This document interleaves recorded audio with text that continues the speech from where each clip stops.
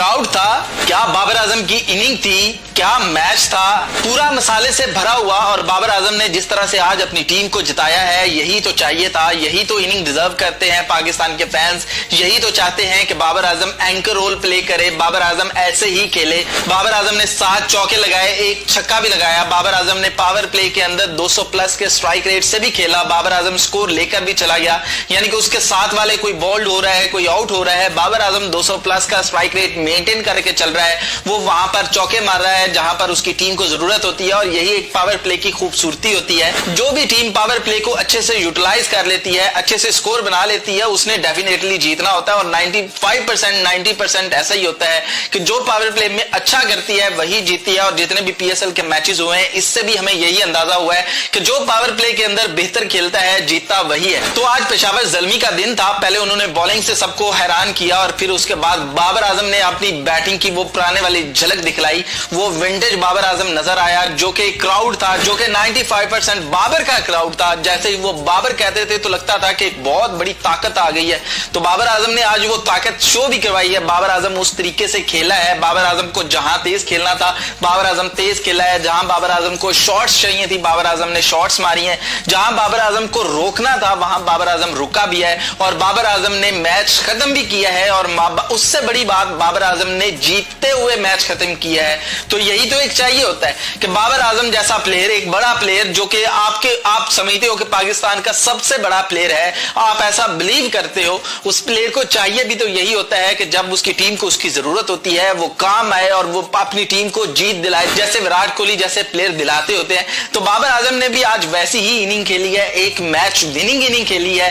पेशावर ज़ल्मी को आज चाहिए था कि जैसे पेशावर ज़ल्मी वो लड़खड़ा गई थी, जैसे कि उनकी बैटिंग है, अगर वो टिक जाए तो चांद तक, नहीं तो वो शाम से भी पहले फारिग हो जाते हैं। आज वही होने जा रहा था कि पेशावर ज़ल्मी जा रहा था। जिस तरह से लाहौर कलंदर्स के बॉलर्स ने अटैक किया, जैसे कि शाहीन ने पहला ओवर करवाया, साइम को लेकर चला गया, और दूसरा ओवर हारिस रऊफ आके करवाता है, जो कि कभी नहीं करवाता, आज आके करवाया और उसने बॉल कर दिया है कोडमोर को। और बाबर भी हैरान रह गया था कि ये बॉल अंदर इतनी आई कैसे, और वो भी इस पिच के ऊपर।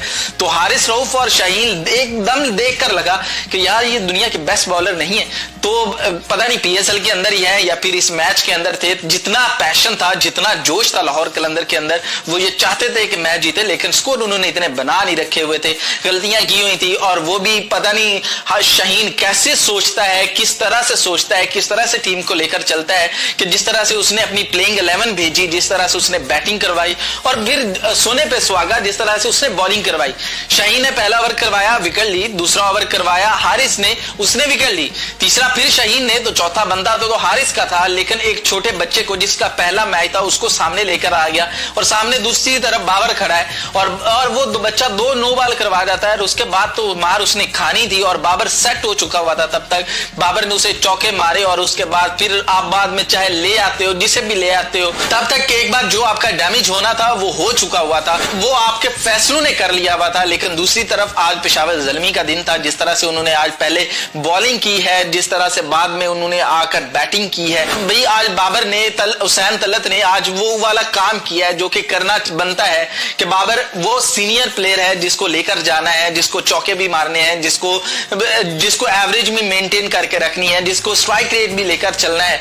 तो बाबर आजम ने पहले तो पावर प्ले के अंदर सही यूटिलाइज करते हुए 200 प्लस का स्ट्राइक रेट मेंटेन करके रखा। और उसके बाद जब लगा कि यहां पर अब विकेट रोकने की जरूरत है और ओवर के अंदर एक ही चौके की जरूरत है, तो वो सुकून से चौके मारते रहे। और आपका एंड आपने ये देखा कि 4 ओवर पहले पेशावर ज़ल्मी जीत जाता है और पॉइंट्स टेबल के ऊपर थोड़ा सा ऊपर जाता है, और जो कि उसको अभी बहुत ऊपर जाना है क्योंकि पेशावर ज़ल्मी पहले बहुत डैमेज कर चुका है अपना ही।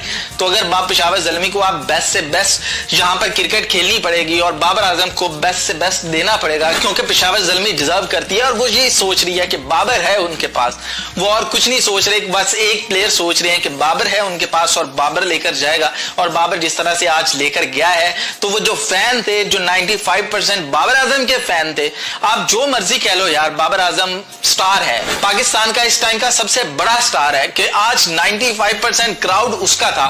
जब वो बाबर चलाते थे तो पता चलता था कि कोई शोर हो रहा है, कोई बात हो रही है। और जिस तरह से आज बाबर खेला है, उनकी उम्मीदों पर पूरा उतरा है, आखिरी गेंद तक खेला है, तो वो अगले मैच में इससे भी ज्यादा बढ़कर आएंगे। तो बाबर आजम को इसी तरह की परफॉर्मेंसेस देने की जरूरत है। पेशावर ज़ल्मी को इसी तरह की जीत की जरूरत है, फिर ही थोड़ी सी रौनक बनेगी इस टूर्नामेंट के अंदर, फिर ही इस PSL 10 के अंदर थोड़ी सी रौनक बनेगी, क्योंकि जब तक बाबर आजम और सैम अयूब की टीम रहेगी इस टूर्नामेंट के अंदर जान रहेगी। जैसे आज लाहौर कलंदर्स पता नहीं कौन से फैसले किए हैं, शायद आज वो बैठे और जाकर शाहीन से पूछें कि साहब बहादुर ये कैसे फैसले हैं और ये कैसे आप कंटिन्यू कर रहे हैं, आप क्या चाहते क्या है, आपकी सोच क्या थी। शायद शाहीन उनको अच्छे से बता सके या फिर अच्छे से एक्सप्रेस कर सके कि यार मैं ये चाहता था, मैं चाहता था कि मैं पावर प्ले के अंदर आऊं। एक तो शाहीन शाह अफरीदी के जहन से वो प्रॉपर ऑलराउंडर बनने वाला वो जाता ही नहीं है, वो चाहता है कि मैं छक्के मारूं, मैं छक्के। भाई शाहिद अफरीदी और था, तुम शाहीन अफरीदी हो, बस समझो इस बात को, तुम वो नहीं बन सकते, तो इसलिए वो ना बनने की कोशिश करो। जब भी तुम वो बनने की कोशिश करते हो तुम अपना डैमेज करवा लेते हो। तो बताएं भाई आज की बाबर की इनिंग कैसे लगी, बाबर ने कैसे खेला और बाबर आजम को और क्या बेहतर करने की जरूरत है, बताइएगा जरूर।